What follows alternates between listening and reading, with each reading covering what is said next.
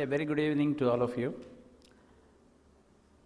First of all, I would like to apologize for coming a bit late because of the cyclone that crossed between Pondicherry and Kadalur resulted in flights getting delayed from Chennai. Nevertheless, I am glad that I made it because if any further delay was there, it would have been more disappointing to the students as well as to the parents. So in that sense, it is providential that I could be here. So I thank the Almighty for that. And a very good evening to Mr. Natarajan, Mr. Ponnuswamy, other members on the dais, and my friend Raghavendra Ravi, and also my dear fellow students, not fellow students, students and their parents.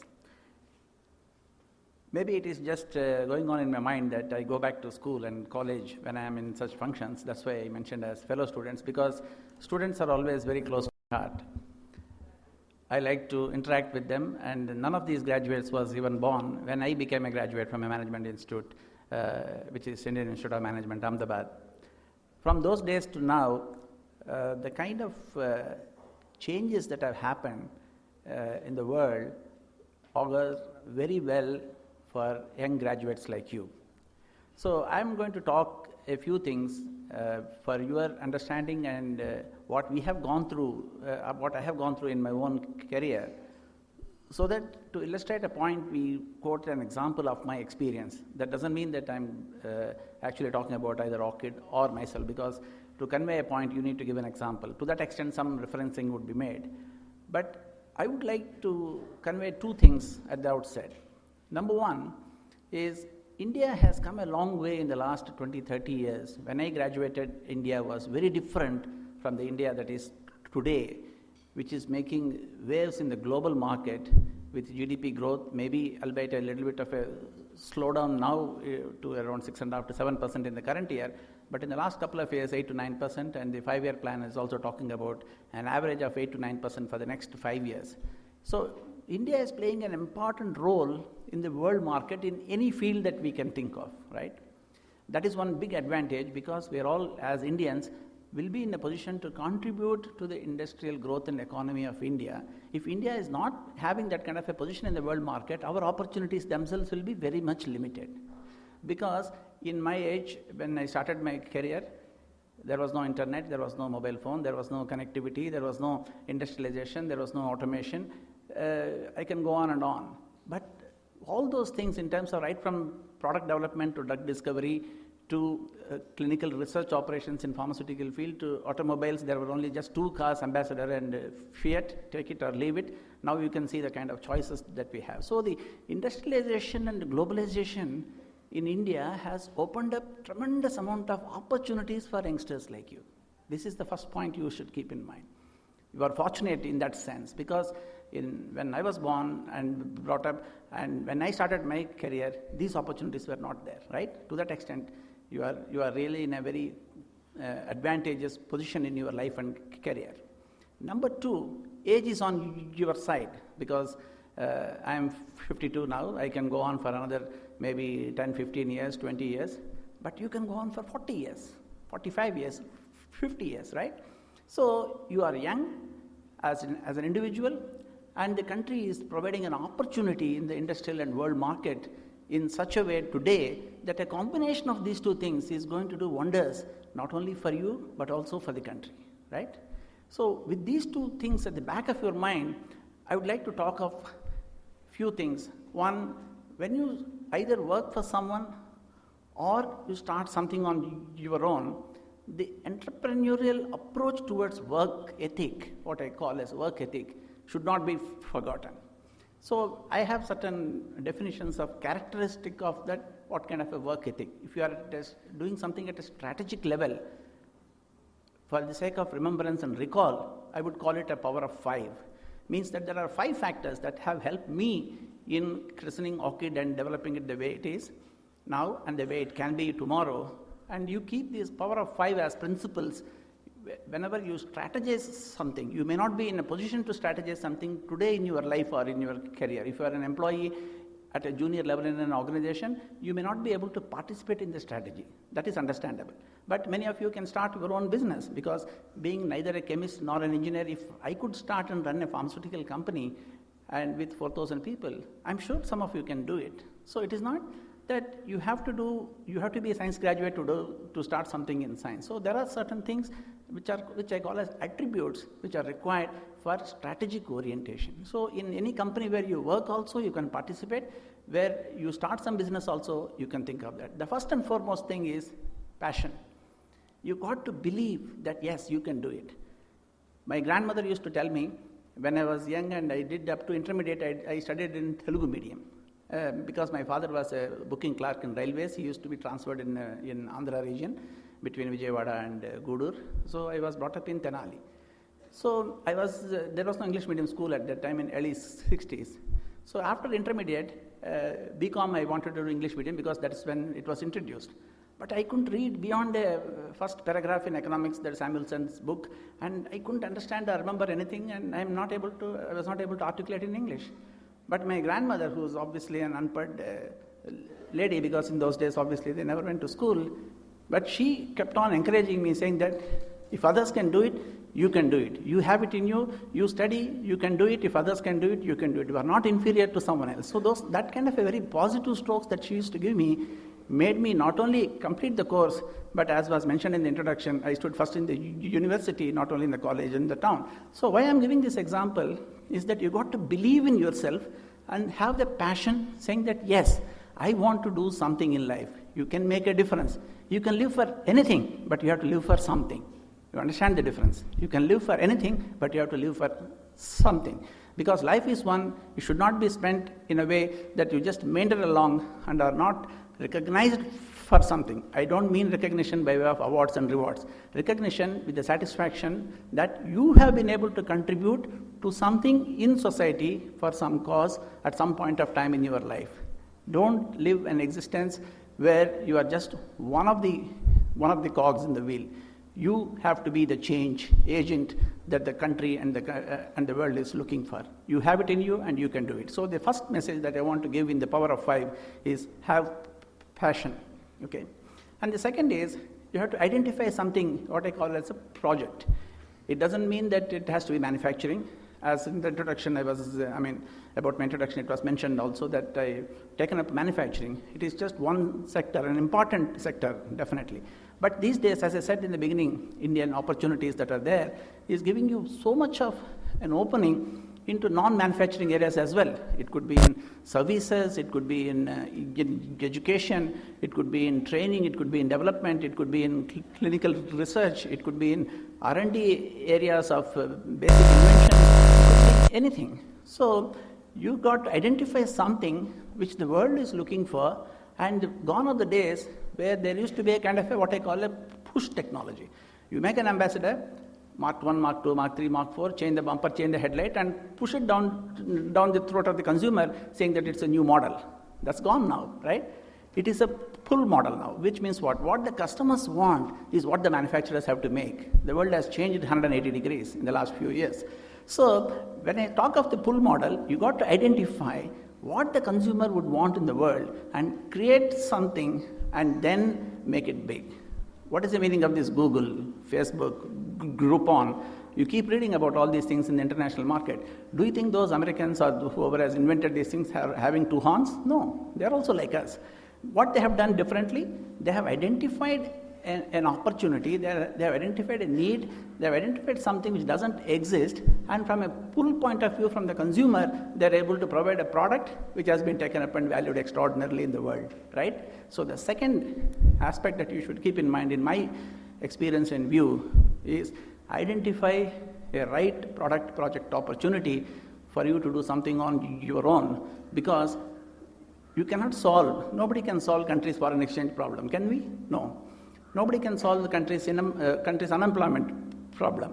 Nobody can solve the asset creation problem. Nobody can solve the infrastructure problem. But if you are able to make a difference, starting with 5 people, if today Orchid is employing 4,000 people, cumulatively we have earned a foreign exchange net of imports of more than $2 billion US. And we have been able to create assets more than 3,000 crores in multiple locations in terms of factories and offices. And we have, from zero, we have been able to get 644 patents, and the knowledge base is created, and 250 of them have already been granted by the US Patent Office. So we create something which we can say that we have made some difference to this society, right? So, like that, we have to identify some product and project opportunity which can create a ripple effect, a positive ripple effect among us in this society and in the economy. And the third thing is perseverance. Means you got to keep going at it even if you stumble and you fail. You would have heard this adage and saying when Thomas Edison was asked about the making of the bulb or this electricity, he said that he only learned 2,000 ways of how not to do things because he didn't consider those 2,000 attempts as failures, right? So the question is, you have to keep persevering and never give up as an attitude. And the fourth thing is anticipate. This is a very important trait we need to develop. I don't believe that entrepreneurs are born. I believe entrepreneurs can be made. Means anybody can become an entrepreneur if he applies his mind or her mind and have some qualities in terms of anticipating what can go wrong in the world or what is the change that is happening in the world and provide for it much earlier. That's what we have done in our industry. For example, we started with one particular antibiotic called cephalexin, which is which cures the disease in terms of the throat infections, lung infections, and things like that. When we started the company 18 years ago, the price of cephalexin in the world market was $143. Okay, now it is only $40. Obviously, nobody can save a raw material cost by more than $100 when the price itself is $43, right? So we had to anticipate that this kind of a commoditization will happen in a product like that and quickly add products, quickly add markets, right? And quickly diversify into other product ranges, both in location and in technology. So without that anticipation, we wouldn't have grown from a 40 crore company to 1,800 crore last year, $400 million. The previous year was $300 million. We grew by another $100 million last year, and current year target is $500 million. We wouldn't have become a $500 million company if we did not have the power of anticipation created and ingrained into the value system in the company. That's very important because you got to anticipate and see what kind of competition can be there, what kind of products are coming out of patent in the world market. In the age of internet and technology, information is available. You got to process it, you got to develop your strategy and be ahead of other people. So this power of anticipation is very important in any field and every field that you choose. This is the fourth aspect, in my opinion, you should remember. And the fifth and the last one is in terms of having a role model in anything that you do and learn from it. There is no shame in this world to say that I don't know. As I said in the beginning, I'm not a chemist or engineer or a scientist, but still technology-driven pharmaceutical companies, what I'm running. I have no shame in telling my vice president manufacturing, saying that I don't know, I cannot differentiate between acid and alkali. Explain to me what is the meaning of pH. Or explain to me the liquid-liquid extraction in terms of solvent separations. Explain to me the principle of centrifuging and dryers. Now I know a lot of things because I keep asking people and trying to learn and understand. I'm good at a few things which I know in terms of either convincing people, arranging money, having an anticipation, getting a project idea together. In these things I'm good. But nobody knows everything. So the first and foremost aspect we should have in terms of learning is the humility to understand that you know only a little, what you don't know is a lot, and hence have the basic philosophy of wanting to learn. In that learning process, what happens is that you can learn a lot of things from many people and many companies, and in a positive and in a negative way, in the sense that you can anticipate, you can learn and say that we should not be doing those mistakes which other people have done. That comes from learning. For example, I myself looked at integration from Reliance. I learned integration. People say a lot of things about them in different ways. I don't care. But nobody has conceived such a large complex integrating petrochemical manufacturing in our country except Dhirubhai Ambani. So in terms of size and depth and breadth of an activity is something which can be done, is something which I can learn from there. In terms of corporate governance, you can learn a lot of things from Mr. Narayana Murthy. In terms of basic research and pharmaceutical manufacturing, you can learn a lot from Dr. Reddy's. So I can go on and on. So we have to have role models in whatever we do and try to learn from them and incorporate that in our philosophy of what we want to do. So what is the power of 5? One is passion, second is product or project choice, and then having the perseverance to do this and anticipate issues and learn from others' mistakes and others' successes so that you can incorporate those things in what you do day-to-day life. And from this, I want to move on in the next couple of minutes. I know that the time is short, but still, I want to say a few things to the students, where when you do these things operationally, I think you should also differentiate in 5 different ways. Because gone are the days where human resources means the guy who is processing a kind of a payroll or recruitment or retrenchment. Nowadays, HR means he has to understand the total vision of the entire company and market it to the other people and incorporate those people into the company and take them along for over a 5, 7, 10-year kind of a period. So the definition of human resources itself has changed, and in your companies or when you do startup or when you work in companies, bring about that kind of a change where a kind of a matrix organization has to be there. It has to be hierarchy-less organization where for a given work or a project people are rewarded based on the success or the failure of that. So bring in the variable pay, employee stock options, group concept, end-to-end connectivity, cross-functional teams. This is the new change that who will bring about those changes? No government is ordering us to do that. It has to come from within, it has to come from the enterprise, it has to come from the leader. So incorporate that new concepts of working together, which is easily said, never taught in any of the schools or colleges. What you are taught in management institutions or any other technical institutions are tools. You have to be clever enough to use those tools to apply in your own context and use these abstract things in terms of learning, in terms of passion, in terms of teamwork, in terms of group concept. These things, there is no definition for this, there are no books for it, it cannot be taught, it has to be learned, because teaching means the pressure is on the person who is actually saying it or educating the other fellow. Learning means the pressure is on oneself. So you have to create that positive pressure on yourself to be able to learn and imbibe those things. And in terms of operational things, not only the sharing and empowerment and HR practices, we should also look at the best practices and have the ability to differentiate between what is controllable and what is not controllable. In whatever you do, there are a few aspects which are not in your control. Competition is not in your control. Pricing, either cost or selling prices, are not in your control. And international government policies, not in your control. Exchange rates, not in your control. Stock markets, not in your control. But what is in your control? You can decide. You can go back to the power of anticipation, power of passion, power of teamwork, power of HR, and power of the technical people coming together. What is in your control? You can decide which product you want to do. You can decide how much of integration you should have, how much of cost reduction you can bring about. Which markets you want to be present. What is internal to the organization, you are having 100% control of those things, right? So you have to have the differentiation between what is controllable and what is not, and concentrate on what is controllable for you to become a successful businessman or a leader. Anything that you look around, not only in this room or elsewhere, is not going to be existing unless there is a power of entrepreneurship and somebody thought of creating it, right? Neither the mics, the table, chair, buildings, institution itself, or pharmaceutical or educational or anything, the entire Johnson's group, what they're doing in terms of so many activities, nothing of that sort would be existing unless someone like your chairman or other people have thought about it and conceived it and created it and nurtured it and developed it, right? Which means what? There is nothing that is automatically happening in this world. So you have to use these tools of what you learned and combine it with the other things that I'm trying to tell you now and create something and live for something. And the last but not the least in terms of operational excellence is adopt in whatever you do the highest level of technology.